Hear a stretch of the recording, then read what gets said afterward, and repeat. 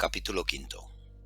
El fin de semana llegó para Isabel como llega la lluvia anunciada por las nubes negras, y tras un sábado pesado y agotador de muchos curiosos en la tienda, pero pocos que tuvieran la verdadera intención de comprar, el domingo Isabel acudió a comer a casa de sus padres, como costumbre mantenida en el tiempo y a la que no podía ni debía faltar, aunque le resultara tedioso atender a las preguntas de sus padres, que se repetían porque querían saber de la vida de su hija, sin percatarse de que ella estaba ya preparada porque ante las mismas preguntas ella tenía las mismas respuestas. Besó a mamá al entrar por la puerta y directa a la cocina, que quedaba a la izquierda del recibidor, a ayudar a su padre para terminar con los últimos preparativos de la comida mientras llega su hermano Carlos con su novia, esa muchacha espontánea y natural de aspecto casual, a la que no soportaban los padres de Isabel, porque la sentían como poca cosa para el hijo que debería aspirar a más, sin interesarse sus padres en que la pareja de su hijo representaba la felicidad del pequeño de la casa. No les importaba no respetar su decisión, porque confiaban en que, como todas las historias de amor, igual que nació, muriera, manteniendo la esperanza de que llegara el día en que la perdieran pronto de vista. Pese a todo, guardaban las formas para que no se les notara la repulsa a una joven que no había hecho nada para merecer una visión tan negativa como de ella tenían desde que la conocieran esa pareja compuesta por un padre que visitara Lupanares en su juventud y una madre que vivía con una curiosidad por la vida de los demás que excedía lo que podría ser considerado como normal. Mientras comenzaban con el primer plato, tras haber dado cuenta de los entrantes, mantenían una conversación animada para ponerse al día, haciendo un resumen de lo vivido durante la semana, asuntos intrascendentes que trataban de mantener una apariencia de conversación familiar. Y la madre comentó: vendrá a tomar café hoy la prima Tamara, con su marido y los niños. No era muy sorprendente semejante revelación, ya que esa parte de la familia era habitual en el tiempo de café en invierno, cuando los centros comerciales estaban cerrados y las únicas opciones de recreo para los dos gemelos que tenían eran un parque infantil de bolas que ellos evitaban por suponer un par de consumiciones. El café en casa de la familia era más económico. Tamara es una persona que a Isabel siempre le resultó un poco estirada, por haber terminado sus estudios de Derecho, haber conseguido hacerse un lugar en el mundo jurídico y ejercer como abogada en la ciudad, y por mostrarse como referente de la elegancia y el estilo, porque para la ropa nunca le importó destinar una parte importante de sus ingresos. Es una de esas parejas, la de Tamara y su marido, que cuando las ven paseando por las avenidas de alguno de los parques de la ciudad, pretenden con la ropa de los niños demostrar que forman parte de una élite, cuando es simple pretensión por parecer las criaturas maniquíes anacrónicos que hubieran escapado del escaparate del Sepu o del Galerías Preciados de los años 60. El marido era un intento de escritor frustrado por intentar en vano ser reconocido con un libro al que dedicó parte de su juventud, creyendo que tenía la gracia de Quevedo y la sagacidad de Cervantes, pero que pasó sin pena ni gloria por el mundo de las letras de la ciudad, y en su fracaso acabó siendo la sombra de su mujer, ya que parecía que había nacido para seguir el paso de ella, y no para acompañarlo. Tamara paulatinamente había tomado las riendas de esa familia para que su marido fuera el que se encargara de secundar sus decisiones o para dedicar el tiempo que a ella le faltaba a los niños. Hay personas que son luz para quienes con ellos conviven y otras que dejan sombras, y Tamara era del segundo tipo. Al menos los pequeños son encantadores y se convierten en esas reuniones en juguetes con los que salir de las conversaciones monótonas e intrascendentes de familia cuando se convierten las palabras en una acumulación de vacío, pensó Isabel. Besos de rigor tras el sonido de un timbre de puerta que anuncia visitantes esperados, momentos en los que esa reunión dedica los prolegómenos para distribuirse en las sillas que rodean la mesa de la bodega, como si no se supiera ya cuál es la silla que corresponde a cada uno, siendo las de los miembros de la casa las que salen de excursión de la cocina y que se desentonan con el conjunto de ese espacio destinado a las reuniones sociales. En el protocolo no escrito pero siempre cumplido, los habituales cumplidos carentes de sentido y las preguntas para saber de toda la familia, donde se cuenta lo que interesa pero no lo que realmente pasa. Tengo una noticia que os va a dejar con la boca abierta, disparó Tamara, que sabía que captaría toda la atención con el secreto que iba a hacer público y que les reservaba como quien lleva el postre para demostrar que aporta a la reunión ese detalle que hace más espectacular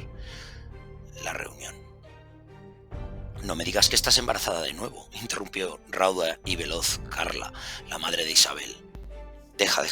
que Jorge ya me ha dicho que con dos en casa y viniendo a la vez como vinieron tenemos bastante, como si darles la cena, bañarlos y ocuparse de sus comidas fuera tan difícil.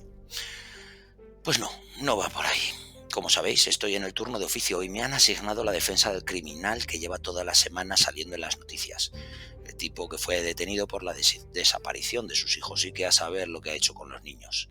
En ese punto, la tertulia del café ganó interés para todos, menos para Carlos, el hermano de Isabel, que estaba más interesado en escapar de la reunión con su pareja porque sentía que necesitaba del aire de los besos que esa muchacha le daban para sobrevivir.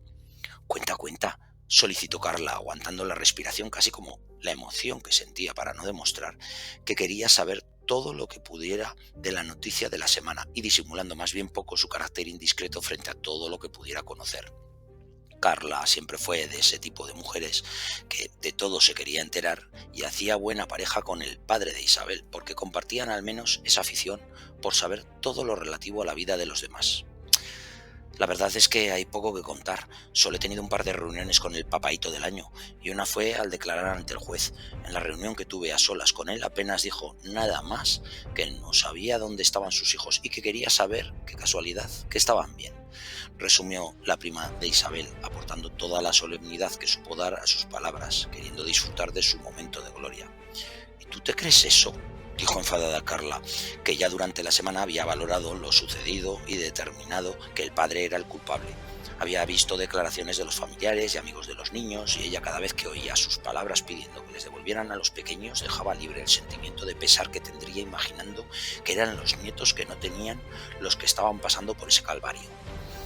La verdad es que es un caso complicado y tiene poco que hacer para librarse de la cárcel, porque la madre ya ha dejado los indicios suficientes con las declaraciones de cómo es y lo que queda claro es que el tipo ha matado a los niños por venganza, ya que según ella nunca aceptó ni asumió que le pidiera el divorcio.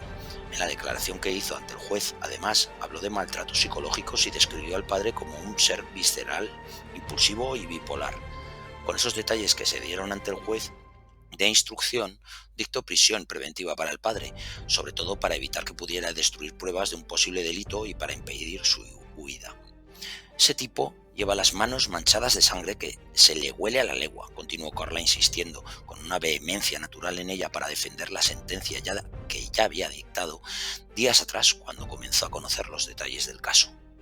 Está en la cárcel de Zuera, y de ahí me parece que no me confundo si digo que no saldrá en una temporada, con lo que me fastidia coger el coche para desplazarme, estando los juzgados en la ciudad.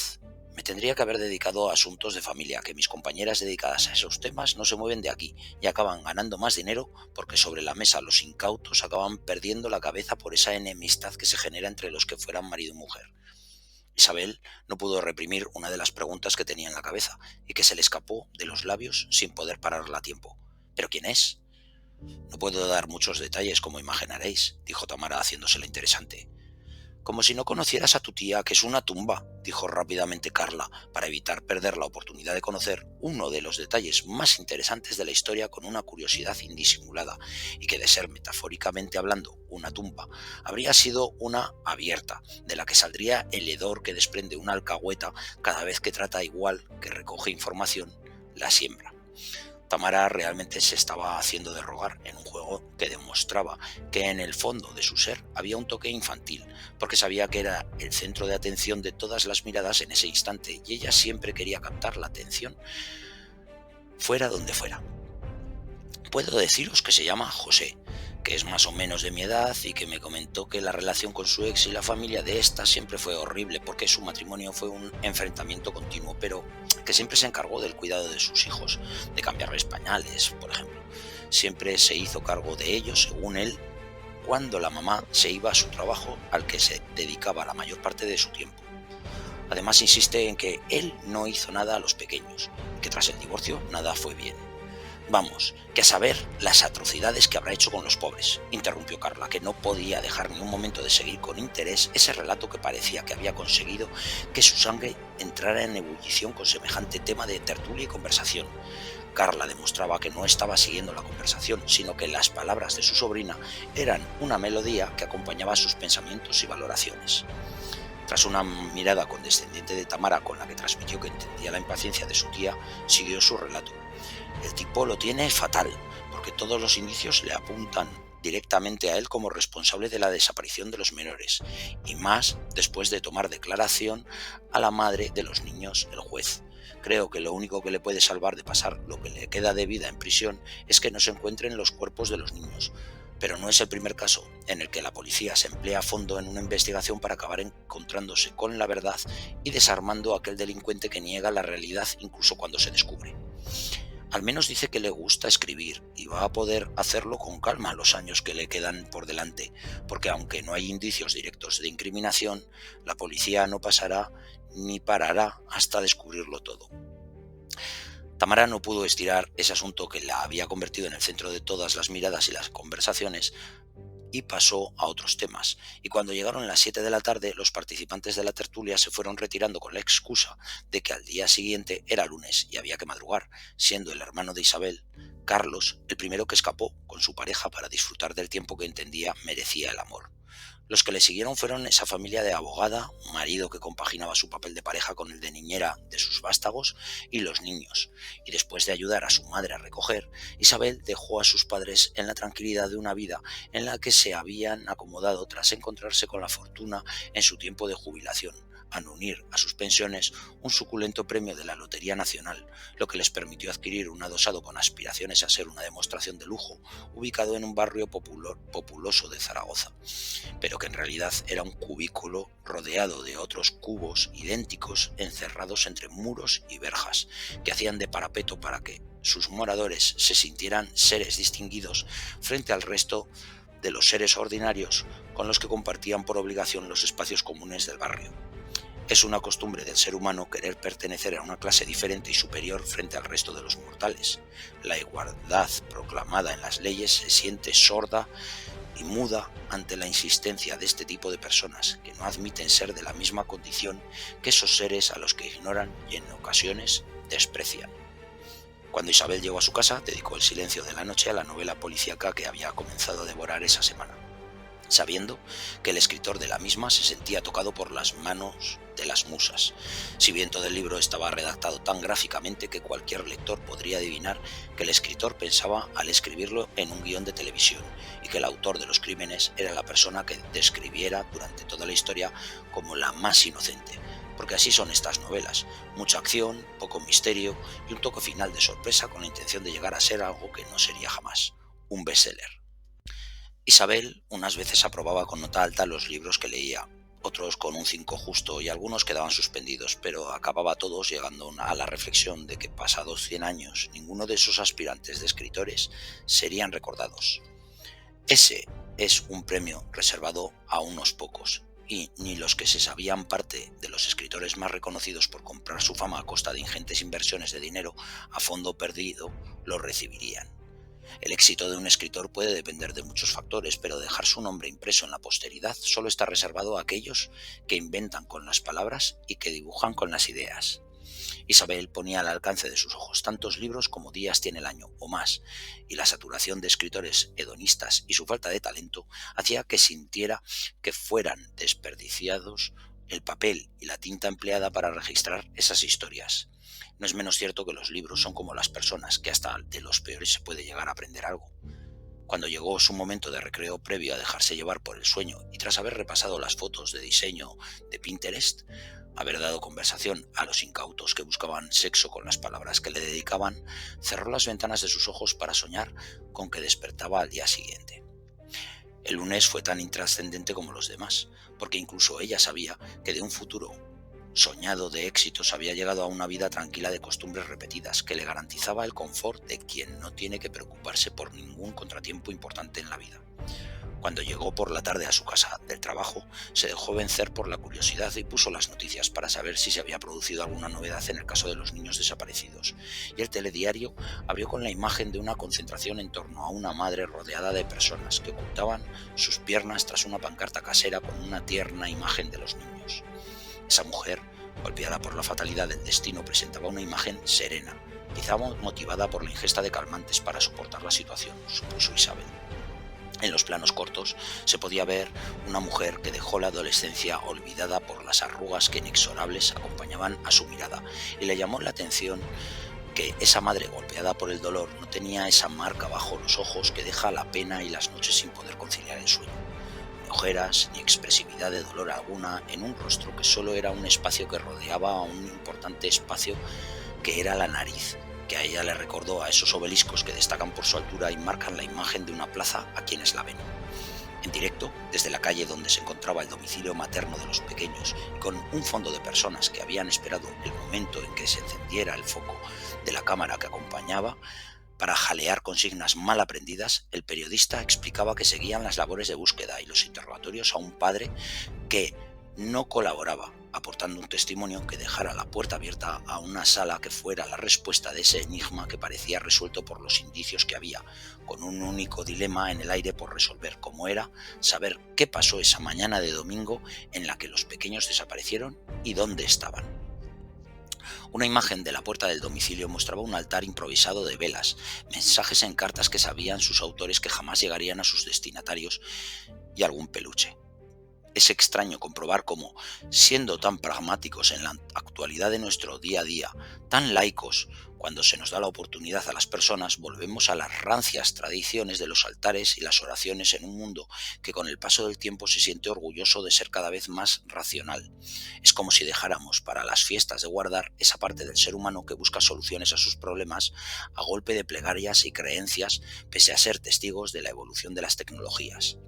Siguió el telediario con un resumen en imágenes de la salida de la prisión del padre acompañado por los miembros del Cuerpo Nacional de Policía para hacer una reconstrucción de lo descrito por el presunto autor de la desaparición de los niños en sus últimas horas de libertad.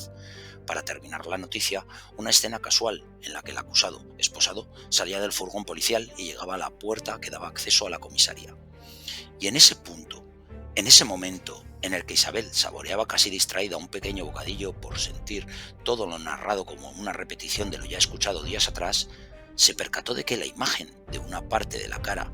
que en la escena se mostraba de ese hombre le resultaba familiar, por lo que devolvió la imagen a su momento pasado con el mando a distancia para mirar atentamente los fotogramas que correspondían a ese momento pausado en su televisor. Mientras seguían las noticias con una breve aparición de su prima Tamara, que aparecía para llenar tiempo pero no por el interés que tuvieran sus palabras, procesó la información que había captado. Ese hombre, cuya imagen le resultaba familiar, era José, el amigo del instituto, que escribía frases de amor en Instagram, el que compartiera momentos de su adolescencia en las aburridas clases de matemáticas y a quien en ocasiones saludara en los bares de la zona del Rollo los fines de semana. Se veía más mayor de lo que en su recuerdo se conservaba, pero era imposible no reconocerlo. Un vacío le llenó el alma, sintiendo golpeado además su sentido común por entender que un ser conocido y querido para ella fuera el triste protagonista de tan turbio suceso, un antiguo amigo que ahora ella descubría que era un delincuente y el protagonista de una desgraciada noticia. Ahora entendía el silencio en las redes sociales de su amigo, pero lo que no podía comprender es cómo un ser que escribía esas frases que eran como besos que enviara con palabras, fuera capaz de hacer algo tan horrible con sus hijos y demostrar que escondía en su interior a un monstruo. Isabel inició en su cabeza la construcción mental de un edificio de ideas cuyos ladrillos eran los argumentos que se cruzaban en su mente, para poder entender lo que jamás sería comprensible, como es cualquier acto contra natura y animal que un ser humano realizara. Se había convertido ella en testigo de las viles acciones de un ser que, en un acto de venganza vil contra su mujer, esa persona que habría deseado tomar las riendas de su vida cuando ésta se habría convertido en una existencia sin sentido, había dedicado todos sus esfuerzos vitales en producir el máximo daño posible a la que fuera su mujer y que ahora veía como su enemiga natural. Violencia vicaria. En un mundo en el que todo tiene nombre, ese tipo de actuaciones también lo tenía. Esa es la expresión que define al ser que busca generar el máximo daño posible en la que fuera su pareja mediante acciones contra los hijos que tuvieran en común. Podía visualizar cómo José, en un acto de venganza que representaba el amor que pudiera sentir en su interior reconvertido en su sangre en un odio tan visceral como irracional, abrió la puerta a una decisión que fuera daño para sus hijos, sin importarle nada más que provocar heridas que sangraran para toda la vida en la mujer a la que había convertido en enemigo a batir.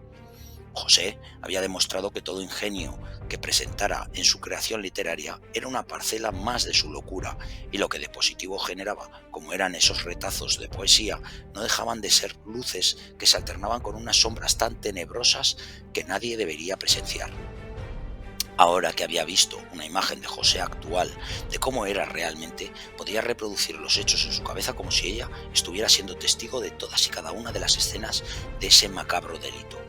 La desaparición de los niños fue denunciada el domingo, pero todo habría comenzado el sábado por la noche. Cuando los niños dormían despreocupados en sus camas, José ejecutó el plan que en su cabeza se habría forjado como acto de venganza contra su exmujer.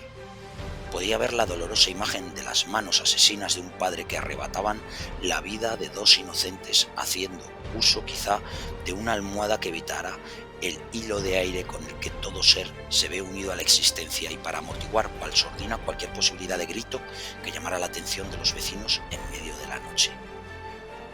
Podía ver la escena de dos cuerpos de piel blanquecina instantes después, que yacían inermes sobre las camas que se habrían convertido por una burla del destino en altares de sacrificio maldito. José habría esperado cobardemente a la llegada de esa cómplice, que es la madrugada, para sacar los cuerpos de sus hijos sin vida del domicilio sin ser vistos, para llevarlos a algún paraje que le permitiera esconder las pruebas de tan vil delito cometido, y tras ejecutar con frialdad toda esa sucesión de actos desalmados, podía ver cómo se acostaba sobre la cama para esperar el momento en que pudiera teatralizar lo que en su conciencia había dibujado como hechos paralelos que cubrieran a los realmente acaecidos. Una sábana con la que cubrir las manchas de la realidad que se habían quedado impresas en el colchón de la vida. En ese punto Isabel volvió a la realidad y sintió cómo su cuerpo estaba siendo recorrido por un escalofrío que era producto de la desazón nacida en lo más profundo de su ser ante tan cruel visión. Acabó tumbada esa noche mirando al techo, con los ojos abiertos y reflexionando sobre cómo el ser humano es capaz de evitar el peso de la responsabilidad de sus actos más nefastos, creando un relato que le sea tan beneficioso que borre la huella de cualquier delito cometido. Le llamaba la atención cómo la gente en ocasiones repetía de forma insistente y repetitiva la frase «tengo la conciencia muy tranquila», que era una declaración que era mucho más que una combinación de palabras, ya que trataba de transmitir en quien la pronunciaba que había lavado su percepción de la realidad para no dejar ningún rastro de acto que le pudiera ensuciar la conciencia, y de esta manera poder sobrevivir pese a la monstruosidad que pudieran esconder sus actos. Le recordaba a esas personas que en una relación de matrimonio dedicaban momentos fugaces a amantes ocasionales, actos que para esas personas no eran de infidelidad, sino una reacción natural de necesidad personal a cubrir, o un acto de rebeldía con el que castigar a sus parejas. Encontraban una excusa, en definitiva, para no sufrir la pena del remordimiento de quien ha traicionado a quien le ama por la satisfacción, en última instancia, de una necesidad personal y egoísta. No hay conciencia que nos hable si se encuentra un argumento razonable para silenciarla y entender así que lo que hicimos era mejor que pudimos hacer, pero sabiendo que jamás deberíamos haberlo hecho.